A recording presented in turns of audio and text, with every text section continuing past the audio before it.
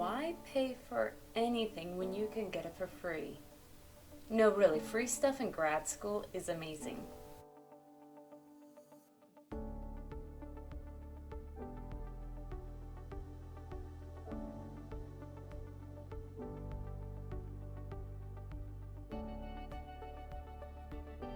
Hello everyone, this is the SLPP, and I'm here to talk about some of the best tools I used when I was in grad school. Because in grad school I was poor and free stuff was my price range.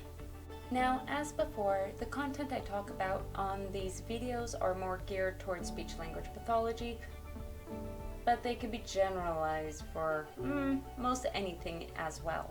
Please like and subscribe for more information about speech-language pathology created for non-SLPs, so that way everyone can learn something new. Okay, so back to the basics. Now, as a disclaimer, this is how I survived grad school, financially wise, on a budget.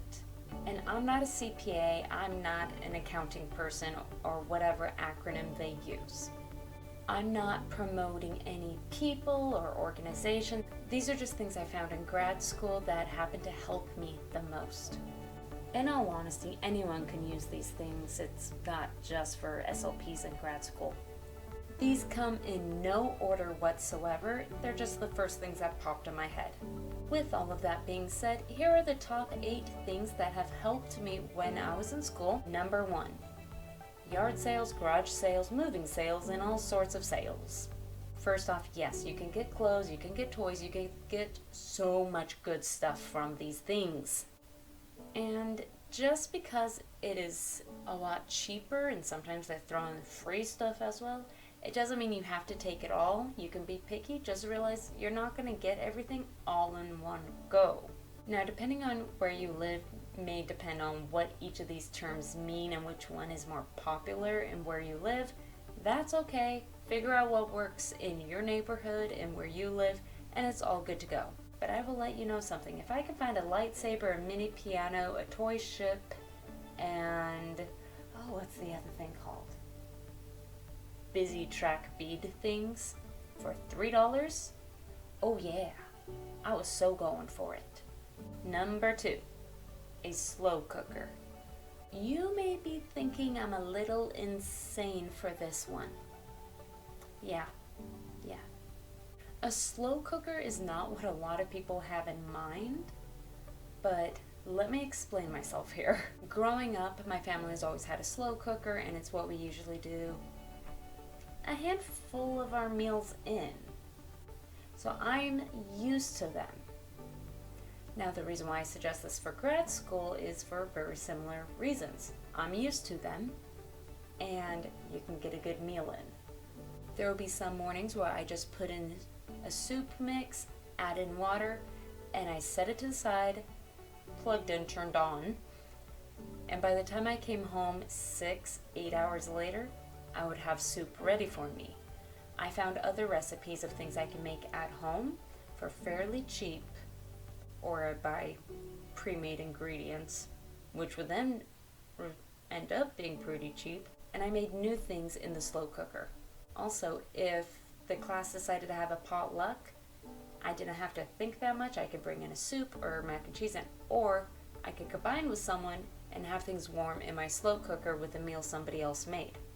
Now, granted, slow cookers can be expensive. I found mine at a Black Friday sale, so it was 50% off and ended up being $10. Personally, best $10 ever. Number 3, teachers pay teachers. And Quizlet. These 2 sites are amazing. This video is not sponsored by them, but they are still amazing. Basically, Teachers Pay Teachers is a place where teachers and other professionals can collaborate and share what they use in their classroom or in their therapy offices and share it with other people. Caveat to this is some people charge for you downloading their material. Some people set it up for free. Quizlet is like Teachers Pay Teachers, but on quizzes and tests. There's a free version of Quizlet as well as a paid version. I usually go with the free stuff. What's really nice is if you have a practice exam, you may be able to find the practice test on Quizlet, and if it's not there, you can put it on yourself, and then you can study it through matching and other type of games that they have available. Number 4, Google searches. This sounds ridiculous. This sounds kind of dumb, but it's true. There were so many times I just needed an image or a chart that's kind of popular, and Google searches saved me. I would look for things that were like the norms for this test or standardized bell curves. Google search honestly just saved me so much time by just typing in what I need, look under image, and there it is. In addition to this, sometimes there are things I have to buy, and according to the main website, I would have to pay XYZ price. And this includes places like Amazon. Sometimes they don't have the best deals, even though they seem to be taking over everything. When you do a Google search, sometimes they find really obscure websites, but it works. Number 5, checking with friends.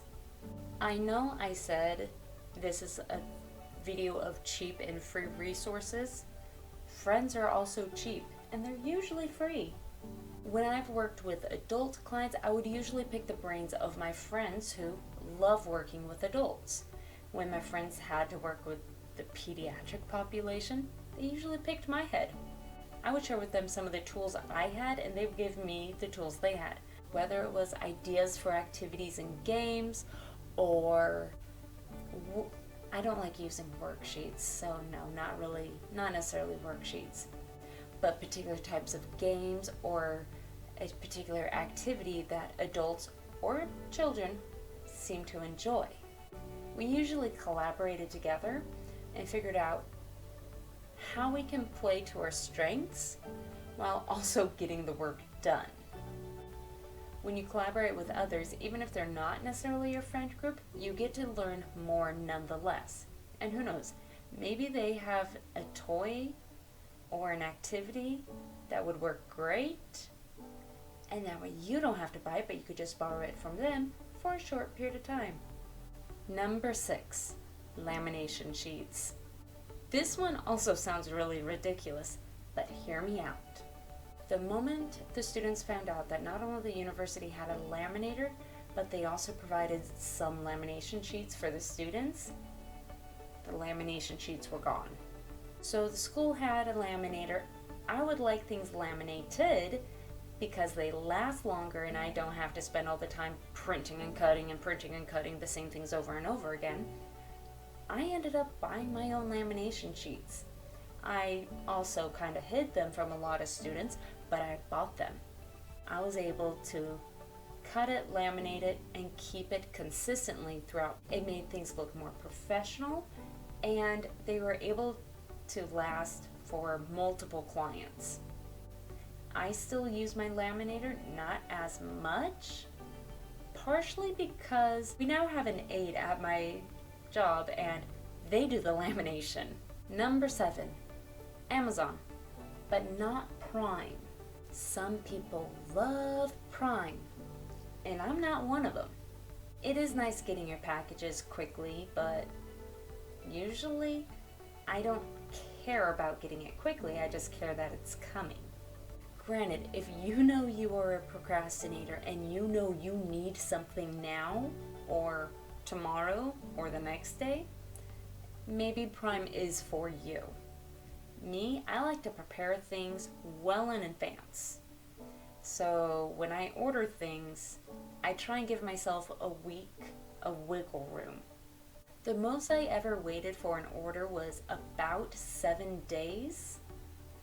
But in all honesty, most of my orders come within 3 to 4 business days, and sometimes I even get it the same time I would get a Prime package.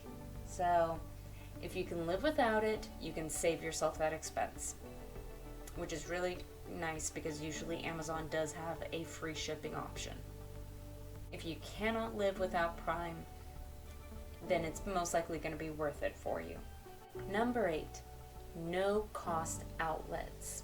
What exactly do I mean by this? Find outlets or things that you need an outlet for in your life that are free. For many people, this will look like different things. I like to go out on walks, and so it was really nice that where I lived at grad school, I had a walking trail next to me. There were people that loved shopping, and obviously that's not a good thing if you're trying to save money, but they also realized it was nice going into a store, just looking around, and realized not yet, but soon. And so they still got the experience of going on, trying things on, looking at things, playing with different gadgets. I don't know, I'm not necessarily a shopper, but they were able to find their self-restraint so that way they could get the experience without paying for it. Or they only shopped at the discount section. What are some things you like to do? Do you like to cook? Do you like to bake? That was a really quick rundown of the top 8 things that I used and saved my sanity at school and allowed me to live pretty cheap as well. Again, these ideas mentioned above are from my personal experience. I'm not sponsored. They're not asking me to talk about these things. In fact, they probably wish I wouldn't talk about them in all honesty. I hope you had a good laugh. I hope you were able to learn something too as well. Have a wonderful day, and please remember to be kind. Bye.